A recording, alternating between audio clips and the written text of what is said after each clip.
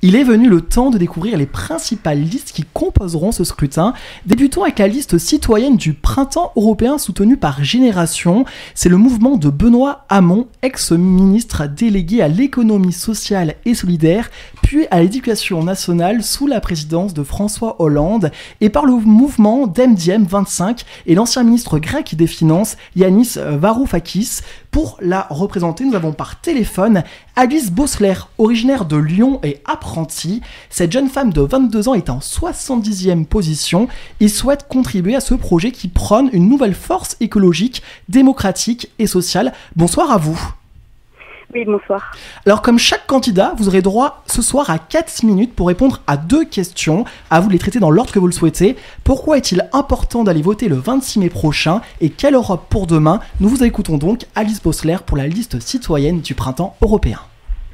Oui, merci. Alors, pourquoi faut-il aller voter le 26 mai? Eh bien, tout simplement parce qu'aujourd'hui, si on ne va pas voter, on sait bien que les principales forces en présence, qui sont les ultralibéraux et les nationalistes, prendront toute la place sur ce scrutin. Ces deux listes qui, d'ailleurs, sont à leurs échelles mortifères pour l'Europe. Les libéraux, parce que tout simplement, avec la dérégulation du marché, l'émiettement des politiques sociales orchestrées par ces libéraux font par essence monter le second, qui sont donc les nationalistes, qui, en fait, mettent les peuples tout simplement en compétition. Les libéraux finalement vont fracturer la société entre une élite et ceux qui vont galérer au quotidien. L'extrême droite finalement aussi désigne un bouc émissaire, donc aujourd'hui les réfugiés, et finalement fracture la société dans son ensemble. Et pendant ce temps-là, pendant que ces deux listes se tirent la bourre, il n'y a personne pour mettre en question un système économique qui finalement est à la source de beaucoup d'inégalités dans ce pays et en Europe. Et finalement, on ne remet pas non plus en question le fait que ceux qui pourraient contribuer bien davantage, les ultra-riches, finalement aujourd'hui s'en mettent plein les poches.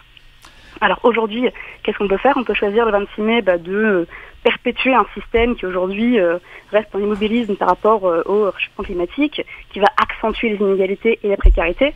Et sinon, ce qu'on peut faire, c'est tout simplement réaliser que le bulletin de vote, c'est une arme aujourd'hui, et que l'élection européenne, c'est une véritable bataille, parce qu'on sait bien qu'au niveau européen, les mesures qu'on prend sont bien plus impactantes, et qu'on peut véritablement agir pour finalement une transition écologique ambitieuse et forger un nouveau contrat social. Donc on peut faire ce choix le 26 mai en votant pour la liste de Génération.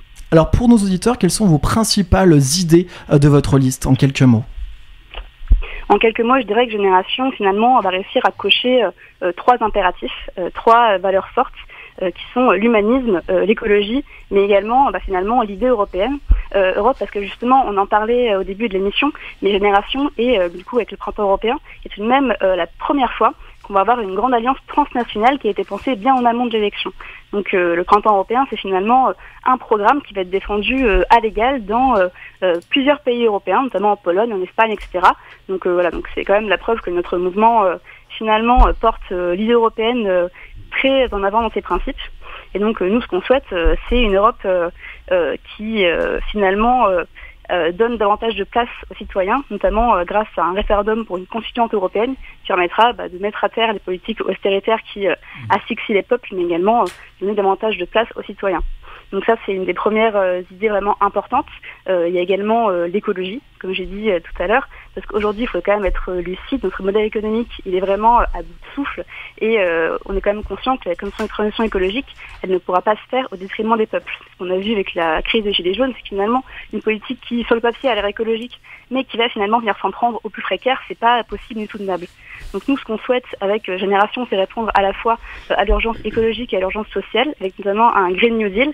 Donc c'est une nouvelle donne écologique à hauteur de 500 milliards d'euros au niveau européen, qui permettra donc plusieurs débouchés, notamment de financer un grand plan de rénovation thermique des logements à échelle européenne, parce que notamment les logements mal isolés aujourd'hui, c'est à la fois un fardeau pour les personnes qui vivent à l'intérieur, mais également pour l'écologie, et permettra également d'accompagner financièrement la reconversion des emplois qui sont liés par exemple à l'exploitation d'énergies fossiles ou à des industries qui vont être polluantes.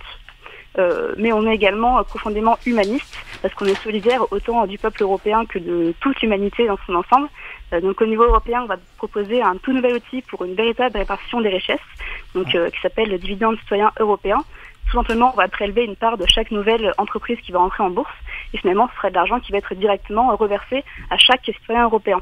Ça peut être notamment une base pour mettre en place un revenu universel européen, comme on en parlait déjà pendant la campagne de 2017 avec Benoît Hamon. Super. Oui. Désolé, votre temps imparti est terminé. Nous sommes obligés de respecter. On n'est pas encore en campagne électorale, elle va débuter la semaine prochaine, mais nous devons respecter cette règle des 4 minutes par parti. Merci en tout cas Alice Bossler d'avoir réagi à l'antenne de Radio Méga et belle soirée à vous.